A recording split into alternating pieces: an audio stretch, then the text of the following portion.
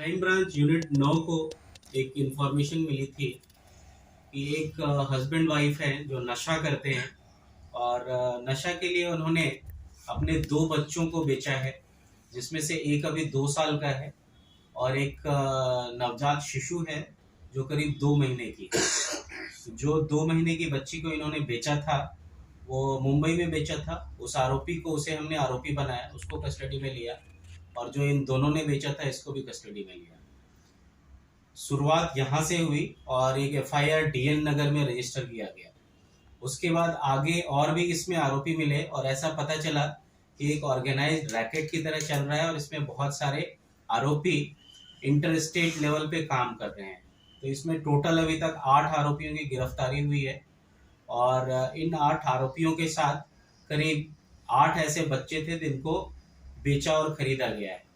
आगे टीम इस पर काम कर रही है और इसमें महाराष्ट्र के अलावा बाहर दूसरे स्टेट में भी बच्चों की खरीदी बिक्री हुई है और इसमें संभावना है कि आगे और भी कई आरोपी इसमें आएंगे और जो भी इसमें जिनका भी रोल आता है उनको किसी को भी हमारी इन्वेस्टिगेशन टीम नहीं छोड़ने वाली। सर, ये बच्चों को किसको बेचते थे? जो बच्चे लेते थे वो लोग उन बच्चों का क्या करते थे? इसमें प्रिलिमिनरी ऐसा पता चल रहा है कि ये किसी कपल को देते थे या फिर इसमें ऐसा भी हुआ है कि किसी को बेचा है और उसने फिर आगे बेचा है।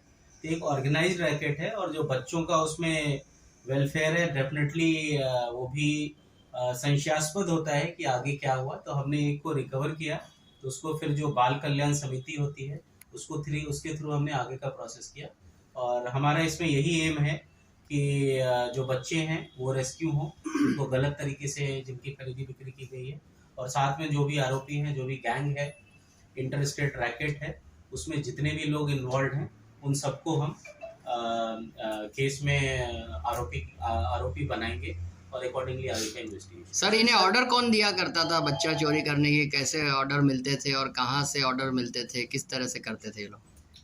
इसमें जो आरोपी हैं उनके पास ये भी कांटेक्ट में थे जिनको बेचना था या फिर ये रेकी कर रहे थे और जिनको चाहिए था उनसे भी कांटेक्ट हुआ था।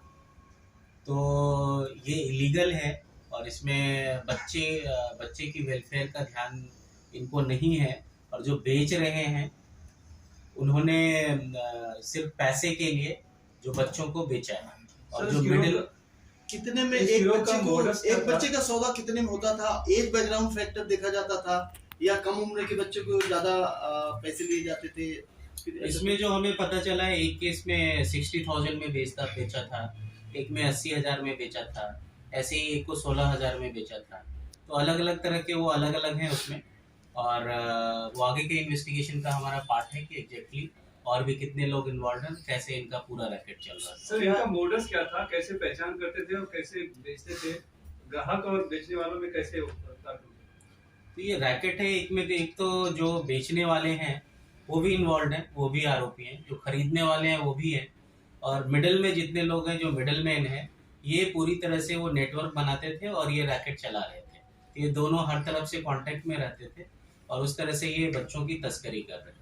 जिनका कोई एक तो मास्टरमाइंड होगा जो सबको कोऑर्डिनेट करता होगा। इसमें मास्टरमाइंड कोई एज सच नहीं है, ये पूरा ऑर्गेनाइज्ड रैकेट है जिसमें सब एक के साथ एक दूसरे कनेक्टेड है और एक नेटवर्क है इसमें।